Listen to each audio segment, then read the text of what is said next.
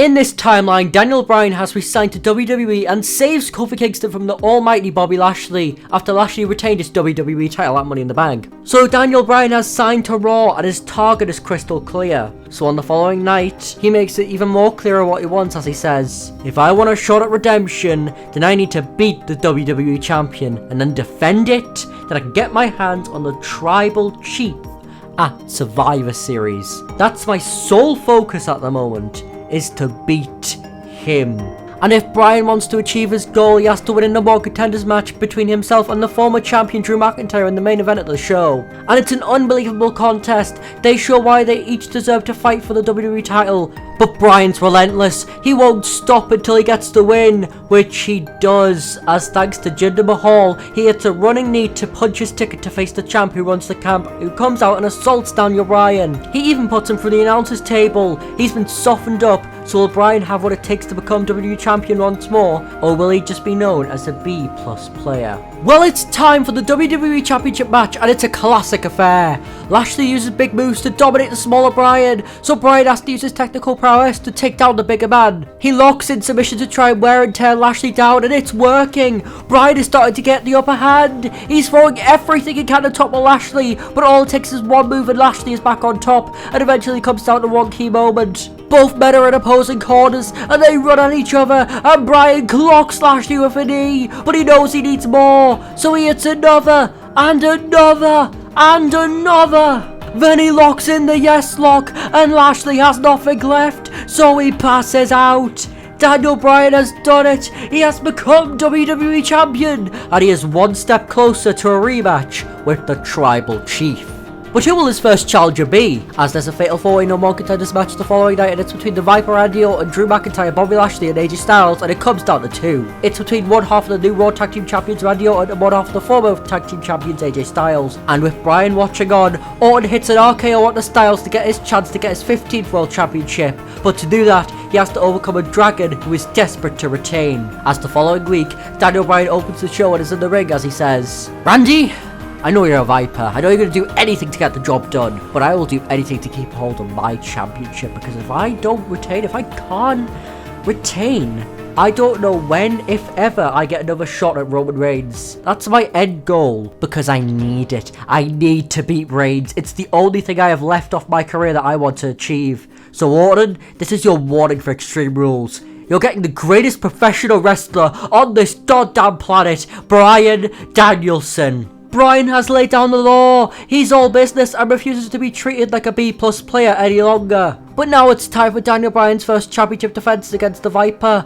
And Orton is calculated. He takes Bryan down, and just like Lashley did at SummerSlam, he's dominating Bryan in a far more vicious way. He systematically wears down Bryan with each move being precise and where it targets. But Bryan's fight is unwavering, and not only that, but he can be just as vicious. Bryan even manages to apply a yes lock. Will Randy tap? No, he fights out of it. They get to their feet, and Orton looks for an RKO, but no, Bryan counters. He then lines him up and connects with a running knee. Bryan has done it. He's retained the WWE Championship and is only one more championship defense away from facing Roman Reigns. But who will he have to defend his championship against? Well, the following night, Bryan is in the ring and says, "When I won my first WWE Championship, it was because I cashed in my Money in the Bank briefcase. And I won my second WWE Championship because John Cena chose me as his SummerSlam opponent. So for Crown Jewel, I want to do the same, and with gracious permission of the General Manager Adam Pearce, I am glad to announce that my opponent has not only deserved a right for this title, but also started off my journey here on Raw, because at Crown Jewel, it'll be me versus Drew McIntyre." It's an enormous announcement from Bryan, who asks for McIntyre to come out and he obliges, and we get a stare down before their rematch. However, this match is all about respect, and it's shown within the ring as both men give it their all. McIntyre has the strength advantage. He hurls Bryan around at any chance he can get. He even dives onto him, but Bryan's agility and quick thinking in the ring is almost unmatched, and he starts targeting McIntyre's leg, and he won't let up, and locks in submissions targeting it, but McIntyre isn't a quitter. He fights, and he picks up Bryan, but his leg gives out under him, and Bryan takes full advantage and nails a running knee. Bryan has done it. He retains his championship once more, but his next stop is the reason why he came back. The message has been sent. A rivalry drenched in history.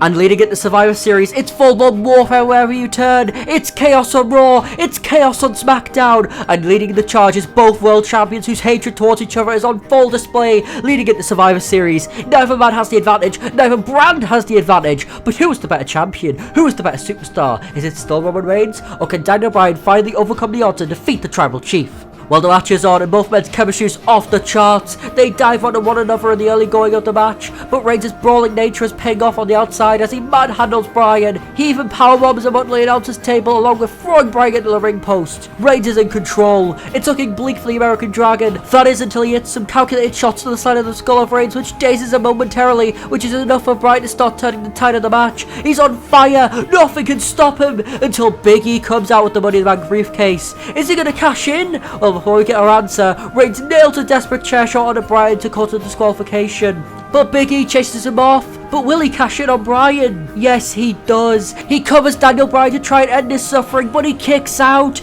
Big E is distraught at this. He knows Bryan is hurt. However, he knows what he has to do, and he plants Bryan with a big ending after showing a sign of respect to him. No one can believe it. Big E has taken his opportunity to become WWE Champion, and Bryan limps to the back. Thus, we don't see the leader of the Yes Movement all the way until the Royal Rumble, where the man himself returns at number 30 to reinsert himself into the main event scene, and he makes it down to the final two. It's him or Brock Lesnar, who lost out on becoming WWE Champion for Big E early in the night. But Bryan is obviously more fresh, and he takes full advantage of this, and he wears down the beast, and with one swift motion, Daniel Bryan wins the 2022 Men's Royal Rumble. Everyone is ecstatic, but who will he choose? His mortal enemy Roman Reigns, or the man who took away his WWE Championship, Big E? Well, on the following night, with the rivalry between Brock Lesnar and Roman Reigns, the biggest WrestleMania main event ever is announced. So I have the choice to choose my destiny for WrestleMania 38, but we all have integrated history. Me,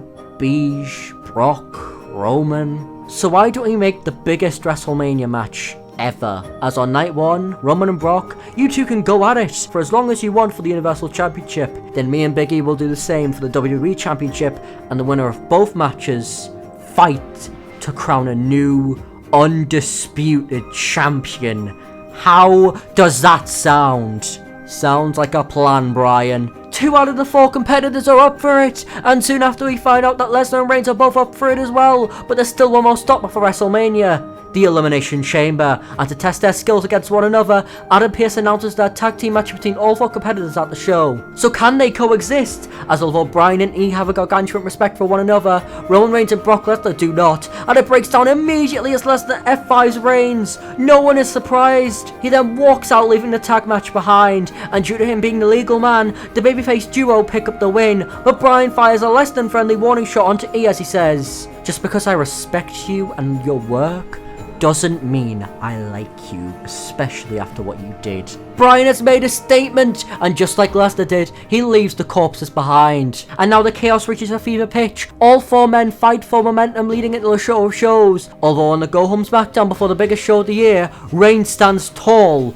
over everyone else. And on night 1 of WrestleMania, Big E and Daniel Bryan kick off the show, and the contest is in contention to be one of the best WrestleMania openers of the past 2 decades. It's got it all. Big time moves, dives, unbelievable feats of strength, and a ton of physicality. And after 20 minutes, the match is reaching its finale. Big E has Bryan in position for the big ending, but Bryan fights out of it, and with E stunned, Bryan runs and obliterates the WWE Champion with a running knee, and Big E is now a former WWE Champion as Bryan becomes the champ. But can he hold on to it past WrestleMania? As on the next night, it's time for the main event. Daniel Bryan, the new WWE Champion, taking on the man who retained his Universal Championship against the Beast, the Tribal Chief, Roman Reigns. And during the early portions of the contest, it's just a fight. The animosity between the 2 athletes has reached its peripeteia, but Reigns is too strong, so Bryan starts to use his speed and agility to his advantage. He goes 100 miles an hour until Reigns shuts him down with a brutal boot. And similarly to their previous match, Bryan gets powerbombed onto the announcer's table and thrown into the ring post. It's not looking good for the American Dragon, but he won't stop fighting. His body refuses to quit. Reigns even nails a spear, but Bryan by the skin of his teeth survives. And Reigns lines up for another, but Bryan moves and there's a ref bump. But Bryan doesn't realise as he nails a running knee and sprawls into the cover. Although there's no count, he can't believe it, but one man can. As in the main event of WrestleMania, Gunter debuts and lays out Daniel Bryan. He then walks past the Usos as they nail smashes onto Bryan. It's an absolute disgrace, and Reigns covers him. 1, 2... No! No one can believe it! Bryan survives, but he's fighting on sheer spirit as he groggily gets to his feet and is finally put down by Reigns with one final spear. Bryan fails again, but this time it's all thanks to one ring general. But why did he do it? Well, we don't find out as the biggest show of the year comes to a close. And if you like this story, I think this might interest you.